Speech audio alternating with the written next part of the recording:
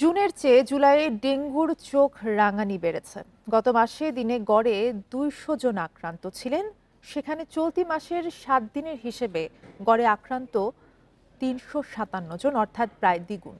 এদিকে সোমবার এই রোগে আক্রান্ত ৪৯২ জন হাসপাতালে ভর্তি হন, যা এ বছরের সর্বোচ্চ। একই দিনে মৃত্যু হয়েছে ৩ জনের। এমন বাস্তবতায় জরুরি পদক্ষেপের তাগিদ বিশেষজ্ঞদের। বান্ডেল থাকলে প্রতি সেনমানিতে টাকা বাঁচবে। বিকাশ সেনমানি বান্ডেল কিনে জিতুন প্রতি লেনদেনে। সাধারণত জুলাই থেকে শুরু হয় ডেঙ্গুর মৌসুম। এ ধারাবাহিকতা রাখতেই যেন মাসের শুরু থেকেই পরিস্থিতি ভয়াবহ। ৭ দিনে আক্রান্ত ২৫০০, মারা গেছেন ৬ জন। এর মধ্যে ৩ জনের মৃত্যু হয় সোমবার। এ নিয়ে চলতি বছর প্রাণহানি ৪৮ জনের।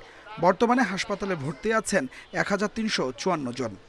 মশা তো উঠতে থাকে, রাত্রে ঘুমাইলে মশার ভিতরে মশারি টানাইলেও কাজ হয় না, মশা ঢুকে পরে। অত বেশি ভালো না। আমরা আসছিলাম যেদিন বৃহস্পতিবার দিন ১৬১ নিয়ে ভর্তি হয়েছিলাম, ১,৬১,০০০। তো আজকে আরো একটু কমে গেছে, ১,১০,০০০ হয়েছে। কিন্তু মেজর যে অনেকগুলো ওষুধ যেগুলো হচ্ছে সাধারণত সাপ্লাই দেওয়ার কথা, সরকারিভাবে অনেকগুলো অ্যাভেলেবেল থাকার কথা, কিন্তু সেগুলো নাই, অর্থাৎ ওষুধের সংকট আছে। বিশেষজ্ঞরা বলছেন দিন দিন পরিস্থিতি খারাপ হচ্ছে। কার্যকর পদক্ষেপ না নিলে চলে যাবে নিয়ন্ত্রণের বাইরে। বৃষ্টিপাত সারা দেশ জুড়ে হচ্ছে, ১। ২ নম্বর, ইতিমধ্যেই এডিস মশা সারা দেশ জুড়ে ছড়িয়ে গেছে গত ৫-৭ বছরে, এবং আমাদের ডেঙ্গু ভাইরাসও আনুপাতিক হারে ছড়িয়েছে। তার মানে হলো এখন আর শুধু ঢাকা সিটি কর্পোরেশন বা আমাদের সিটি কর্পোরেশনগুলোতে মনোযোগ দিলে হবে না, এখন আমাদের চিন্তা করতে হবে সারা দেশ জুড়ে। পরিস্থিতি সামাল দিতে ওষুধ ছিটানোর পাশাপাশি সচেতনতা বৃদ্ধিতে কাজ শুরুর কথা বলছে স্থানীয় সরকার বিভাগ। আমরা সারা দেশেই অভিযান পরিচালনা করছি, মোবাইল কোর্ট পরিচালনা করা হচ্ছে। মোবাইল কোর্ট যদিও সমাধান নয়, আমরা চাচ্ছি মানুষকে সচেতন করে সকলকে একত্র করে এই কাজটা করার জন্য। সারা দেশেই আমরা ইউনো, জেলা প্রশাসক, আমাদের প্রশাসকদেরকে নির্দেশনা প্রদান করেছি। এখন থেকে মেসিভ প্রোগ্রাম করে মানুষকে সচেতন করে ঔষধ যেখানে দেওয়া দরকার সেখানে দিবে। এবছর এখন পর্যন্ত ডেঙ্গু আক্রান্ত হয়েছে ১২,৭৬৩ জন। এদের ৬৬% পুরুষ আর ৩৪% নারী। Adilur Rahman, independent news, Dhaka. এ বিষয়ে আরো জানাতে বরিশাল থেকে আমাদের সাথে যুক্ত আছেন সহকর্মী আলামিন। আলামিন, বরিশাল জেলায় খুব বেশি একটা ডেঙ্গুর প্রকোপ না থাকলেও বিভাগে কিন্তু সার্বিকভাবে অবস্থা ভালো না। বিশেষ করে বরগুনা এবং পটুয়াখালীতে কিন্তু আক্রান্তের সংখ্যা সবচেয়ে বেশি। ডেঙ্গু প্রতিরোধে সার্বিকভাবে কি ধরনের পদক্ষেপ নেওয়া হয়েছে?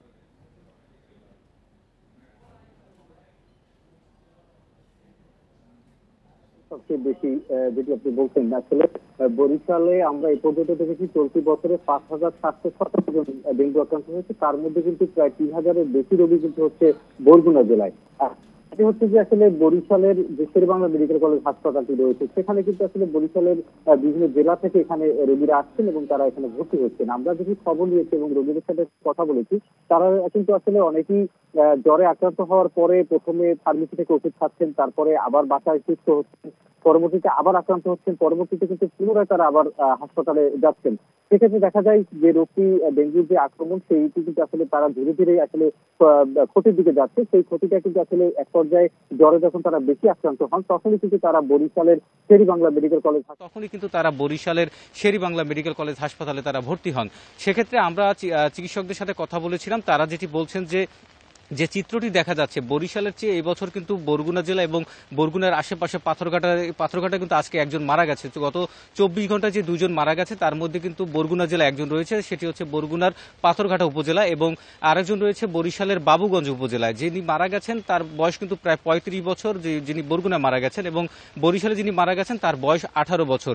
আমরা যখন শেরেবাংলা মেডিকেল কলেজ হাসপাতালে রোগীদের সাথে কথা বলেছিলাম, তারা যেটি বলছেন তারা কিন্তু শুধু বরিশাল বা বরগুনায় যে আছেন সেভাবে না, কিন্তু তারা কিন্তু বিভিন্ন সময় বিভিন্ন জায়গায় কর্মরত ছিলেন। সেই কর্মরত থাকা অবস্থায় যখন তারা অসুস্থতা বোধ করেন তখনই কিন্তু তারা চলে আসেন এই তাদের স্বজনদের কাছে এবং এই স্থানীয় হাসপাতালে তারা ভর্তি হন। সেক্ষেত্রে আমরা বরিশাল সিটি কর্পোরেশনের স্বাস্থ্য কর্মকর্তার সাথে কথা বলেছিলাম। তিনি যেটি বলছেন যে গত বছর বরিশাল সিটি কর্পোরেশনের যে চিত্র ছিল তার চেয়ে কিন্তু এবারের চিত্র ভিন্ন, অর্থাৎ বরিশাল সিটি কর্পোরেশনের ৩০টি ওয়ার্ডে কিন্তু ডেঙ্গু আক্রান্ত রোগীর সংখ্যা কম। সেক্ষেত্রে বরিশাল সিটি কর্পোরেশনের প্রশাসক থেকে শুরু করে যারা কর্মকর্তা রয়েছেন এবছর তারা শুরু থেকেই কিন্তু ডেঙ্গু প্রতিরোধের জন্য যে করণীয় যে কার্যক্রমগুলো রয়েছে, যেমন আমরা দেখেছি খাল পরিষ্কার করা, ড্রেন পরিষ্কার করা এবং রাস্তার পাশে যে ময়লার স্তূপগুলো থাকে সেগুলোকে সময় মতো পরিষ্কার করার কার্যক্রমগুলো কিন্তু তারা হাতে নিয়েছেন, যার ফলে কিন্তু এবছর বরিশালে ডেঙ্গু আক্রান্তের সংখ্যা খুবই কম এবং মৃত্যু হারও কিন্তু কম।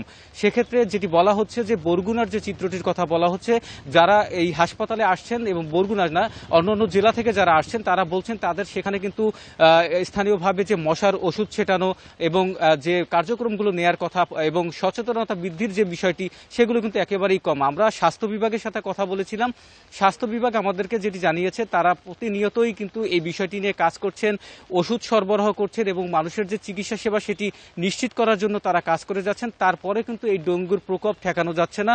বিশেষ করে বরিশাল বিভাগের যে বিভিন্ন জেলা উপজেলাগুলো রয়েছে সেখানে কিন্তু আসলে মশার উপদ্রবও যেমন বেড়েছে তেমনই কিন্তু অপরিষ্কার পরিচ্ছন্নতাও কিন্তু বেড়েছে। জি আলামিন জানাচ্ছিলেন বরিশাল থেকে।